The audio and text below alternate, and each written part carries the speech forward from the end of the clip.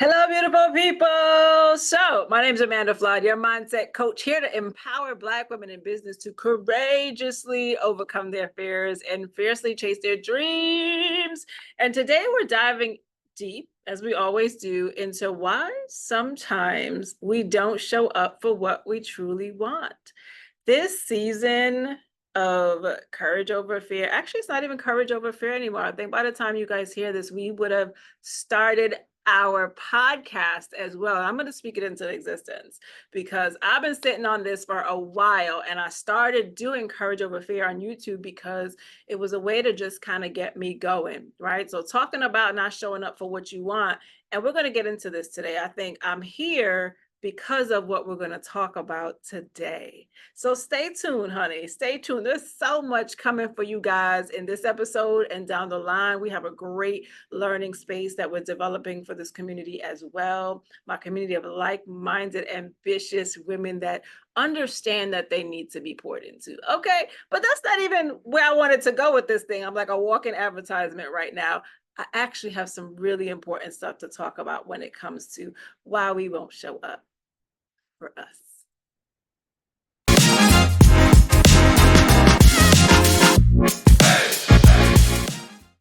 So, have you ever noticed how it's easy to cheer for other people, for their dreams, for their visions, their goals, but not for our own? And you might think, like, all right, it's okay for them, but not for me. They can do the thing, but I can't. But why is that, boo?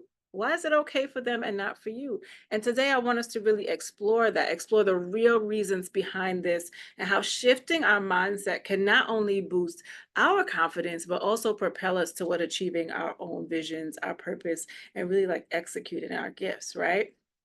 But first, honey, let's talk about commitment versus interest, because that's how we're going to break this down today. And I want you to imagine this. Let's kind of set the scene a little bit, right? So I bought this outfit. I forgot from where, but one of them things on Instagram, it just got me, y'all. And I ordered it and it came today. And I was like, oh, it has like some red highlights in it, right? And I was like, man, this would be good with like a gorgeous pair of red shoes. It'd be perfect for the dress. And I'm interested in the shoes, but am I ready to hit the stores, search high and low for them? No. Right? And why is that? Because my interest isn't strong enough to really prompt the action.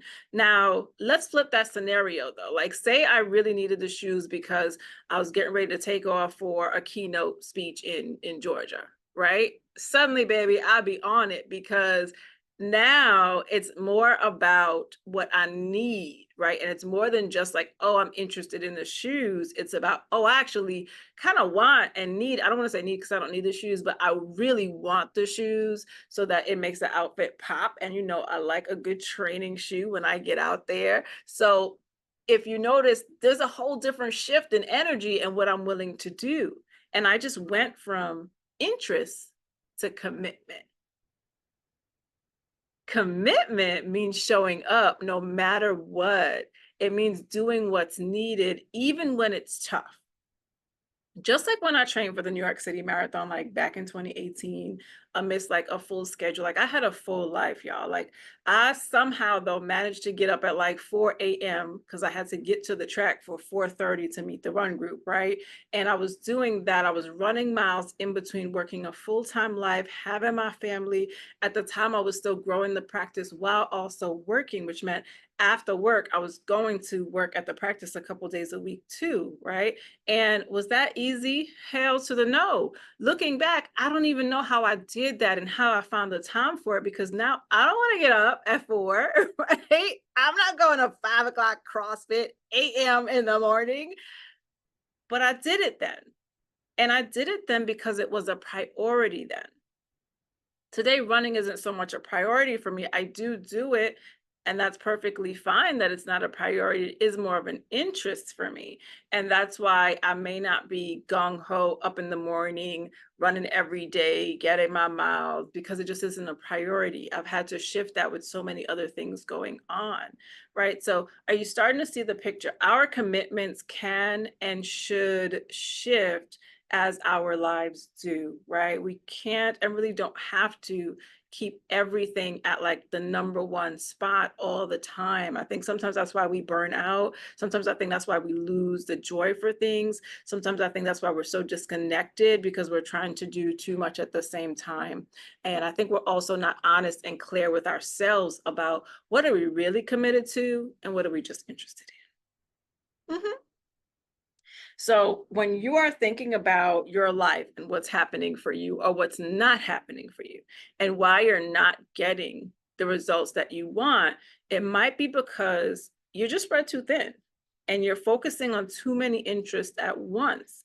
We often trick ourselves into thinking we can handle everything, all the things, honey, especially my superheroes out there, right? My super strong Black women, those of y'all that still wearing the cape and don't want to give it up, those of y'all that are just in a position of having to do more than what you would want to, because maybe the supports are just not there like it should be. So like realistically, you are doing a lot. I see you and I want to honor that. And I thank you that within the midst of that, you're still here listening to me, honey. But let's also be real about it too. It's harder for you because you have so many things going on. It's harder for all of us when we do spread ourselves too thin. It really just leads to more of a standstill as it does like real productive, good action, right? What are we really doing? And we've got to really think about that too. Today, I thought this would be a good space for us to kind of break things up into two buckets. I'm interested and I'm committed. Anything that's just an interest, put it off to the side for now. It's kind of like when you go to those meetings and they have the parking lot thing up. So it's like, if you have a question, I'm not going to stop my flow for you. We're going to just park it over here, honey. Right. And if we have time, we'll get back to it. That's how we need to approach the things that we want to do. Okay. Focus on what you're truly committed to. Let that be in its own space. Don't let it be in a crowded space. Let it be in its own space. Just this simple practice, I think, can dramatically change how you feel about your responsibilities. It may free up your energy and your time for what really matters the most. Okay? Commitment isn't just about being busy with all the things, right? It's not cute to be overbooked and busy. And you have to think about, what am I really doing in that like state and condition and way of being? Am I actually getting things done? Maybe not. Am I really focused on the details? Maybe not, right? So it's about figuring out how to make things work because you want them badly. And we only do that in a committed space. Not committed to the busy, but committed to what we really want. So you may even have to play with commitment, as I'm hearing myself tell you this right now, because we may feel like we are committed and that may be like a value for us. So it may feel like saying yes to everything and being attached to everything and doing everything, maybe honoring that sense of commitment for us when we're actually just overloading our system and we're actually just busy and distracted and not being intentional. So revisit that commitment bit, because we're talking about not committed to all the things. We're talking committed to what you actually want and need to do for this current season of your life. We're talking about your priorities. We're talking about what I actually need now and parking the rest. Okay, like take it back with me. Take it back with me to like high school when you were crushing on little homie, right? Or crushing on boo thing and all the things you would try to do to like get their attention. Okay, you were more than interested. When you were committed, you were trying to get their number. You were trying to like slide them a little something. You were trying to see them in the lunchroom, give them like the googly eyes, like, right? Or think about, those of you that are married and in a relationship.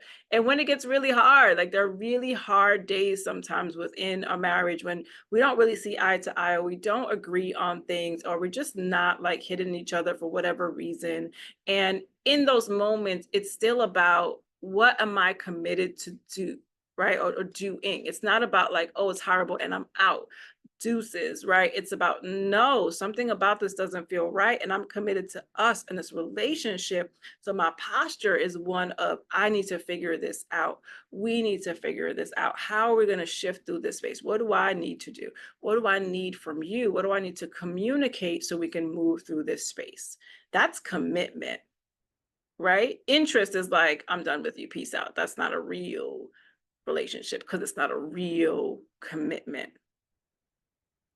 It's that figure it out mindset that turns your dreams into reality. It's that figure it out mindset that gets your vision done. It gets you to really kind of get through it. It gives you that sustainability. It helps to build that resilience so you can work your way through to the end. Okay. And we can talk about reality a little bit too, because the reality is I'm gonna give y'all a little homework. And so I hope this is really kind of hitting home for you, and at least this clear distinction of what's my interest and what am I committed to? Because this is really why I haven't been showing up for myself. It's probably because I'm just been kind of interested in the thing and not really committed to the thing. Right. And I can even think about this for myself, where it's like sometimes I am like fully engrossed in something, learning something for the business, trying to grow. And I'll see other things and it's like, oh, well, I know I need to do that. Maybe I need to get it now. Right. Oh, I need to work on my membership. Let me get that now. Oh, I really want to be extra dope at marketing. So let me do this right now too. Right. Oh, there go that somatic training that I want to add to my therapy toolbox. Let me do that now too. But those are really things that I'm interested in. The question is, am I committed to it? What do I really have the bandwidth to commit to? Those things are going to be there and they're going to come back because they know they want to make their money. So honey, they're going to circulate back again. They just know how to make it sound really good right now, but I don't need it right now. If I get it right now, what's going to happen? It's going to end up on the side anyway. So I might as well just park the idea on the side now and save me some time, money, heartache, and disappointment, and just feeling and knowing that I've taken on one more thing that I can't do. Instead, I can prioritize what is most important to me right now. What do I have the space for right now? What does my business need? What does my personal self need? What do my relationships need? Maybe those are the things that I'm going to prioritize. What does my health need, right? I'm going to get those things on the list. And unless what you're offering is in alignment with that, then I don't need it. I'm going to park it here until I'm ready to revisit that list again. And if you just think about that, as I say it to you, I'm going to just put it here. That just feels like space. It feels like expansion. It feels like relief. So if you're a little overwhelmed with all the things, it could be that maybe you're taking on too much for what you need right now, and you actually need to park some things so that you've got some space for you.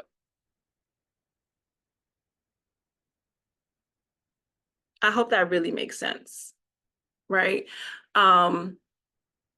Because the things will really just, it'll be there. I think it like kills our joy, our energy, and our motivation when we try to do too much. It's cool to want to know.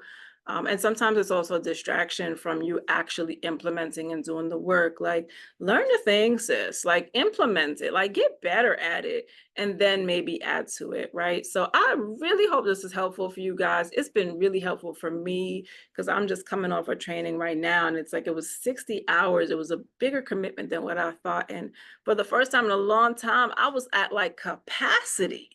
I could not do more. People are like, oh, well, why don't you just bang out the email for this? I don't got it. You got space for another client? No. Can you be my coach? Because between managing the practice, managing that course, developing what I need to develop on the coaching side, filling my speaking commitments, managing the contracts that I have, it was a hard no. But the course was something I was committed to. So I devoted time in my schedule to do that. I really just put everything else, parked my priorities on pause, took care of it as I needed to. And I really tried to take on nothing else. Now that it's done and my time is up, like I kind of lied to myself a little bit. It was like, oh, we got time now. Like, oh, I like this. Oh, what about this? But I'm doing it again. And this is the problem with our habits and ways of being. The patterns will show up again. So just this act of practicing this skill of noticing it and parking what you don't need and prioritizing what you're really going to be committed to, the more you do that, the more your mind is going to get used to this idea that, girl, you don't need to do everything and you will be just fine. All right, so use this as your opportunity to practice. Use this as your reminder to really hone in on, okay, what do I really need? What do I really want to do? What am I really committed to? What am I just interested in? And I'm playing myself and thinking that I want to do more with it, right?